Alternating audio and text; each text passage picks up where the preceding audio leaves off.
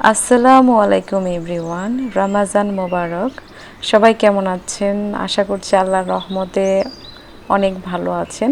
আমি এর আগে প্লেন ফেব্রিক্স দিয়ে বোরকার ডিজাইন দেখিয়েছিলাম দুবাই চেরি সিল্কের মধ্যে। দুইটি ভিডিও করেছি, আপনারা অনেকে চেয়েছেন ফ্লোরা প্রিন্টের মধ্যে হিজাবি গাউন আর বোরকার ডিজাইন দেখাতে। আজকের ভিডিওটি হলো ফ্লোরার প্রিন্টের মধ্যে হিজাবি গাউন আর বোরকা। প্রত্যেকটি ডিজাইন কিন্তু খুবই ট্রেন্ড, বর্তমানে যেগুলো চলছে।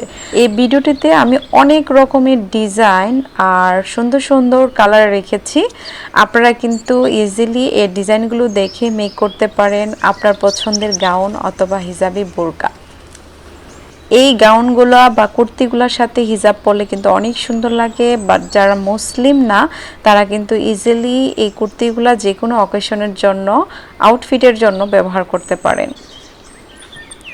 এই হিজাবি গাউনগুলোর সাথে বেল্ট পরলে অনেক সুন্দর লাগে। লেস দিয়ে কিভাবে সুন্দর বেল্ট মেক করা যায় তার লিংক আমি আমার ডিসক্রিপশনে দিয়ে দিব, আপনারা দেখে নিতে পারেন। তাছাড়া আমার চ্যানেলে সেমি লং অর লং গাউনের কাটিং স্টিচিং আছে, আপনারা চাইলে দেখে নিতে পারেন।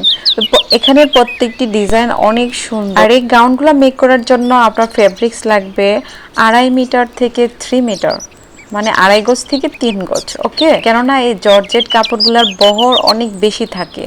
সো আপনারা 2.5 গজ থেকে 3 গজ কাপড়ের মধ্যে আপনার হাইট অনুযায়ী যেখান থেকে কিনবেন না কেন বলে দিবে, আপনারা সেই পরিমাণ ফেব্রিক্স দিয়ে মেক করে নিতে পারেন এই সুন্দর ডিজাইনার গাউন আর হিজাবি বোরকা। কাইন্ডলি ভিডিওটি স্কিপ না করে সম্পূর্ণ ভিডিওটি দেখেন, তাহলে বুঝতে পারবেন প্রত্যেকটি ডিজাইন, কালার কম্বিনেশন আর সিম্পলের মধ্যে কিভাবে একটি সুন্দর হিজাবি গাউন আর বোরকা মেক করা যায়। এখানের ম্যাক্সিমাম গাউনের স্লিভের অংশটি ইলাস্টিক দিয়ে একটা ডিজাইন করা।